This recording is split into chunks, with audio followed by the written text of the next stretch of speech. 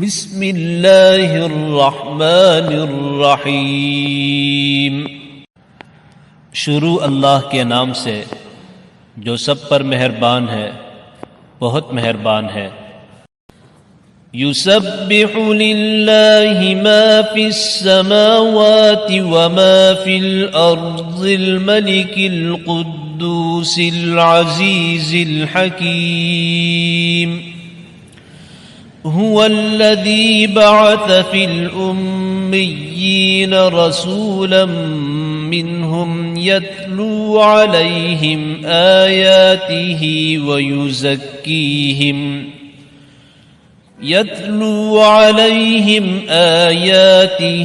ويزكيهم ويعلمهم الكتاب والحكمة وإن كانوا من قبل لفي ضلال مبين۔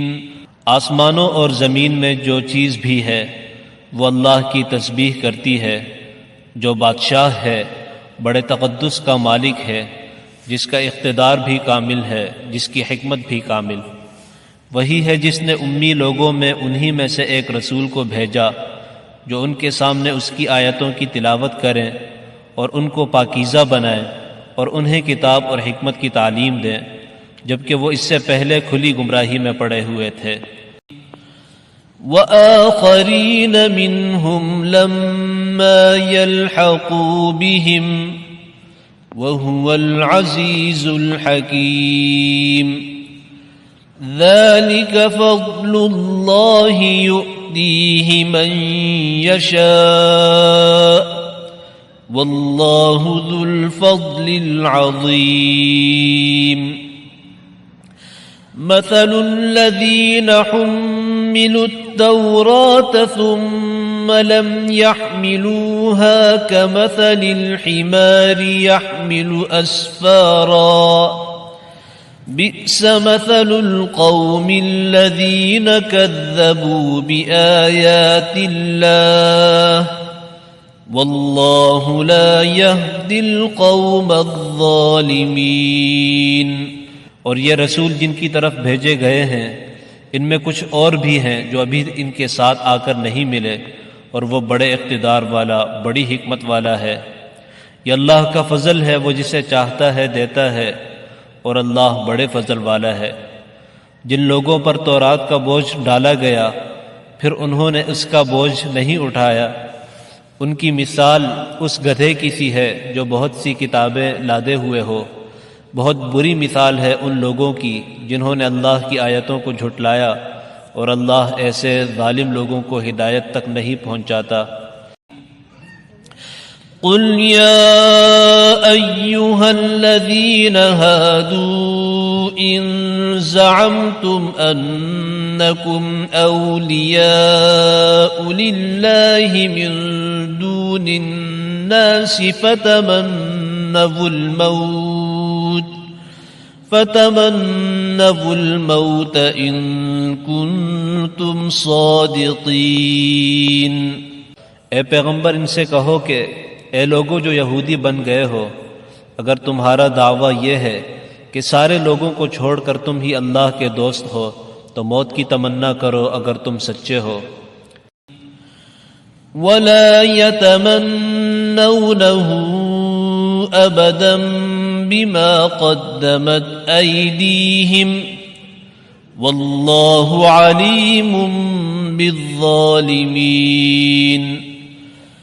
قل إن الموت الذي تفرون منه فإنه ملاقيكم ثم تردون إلى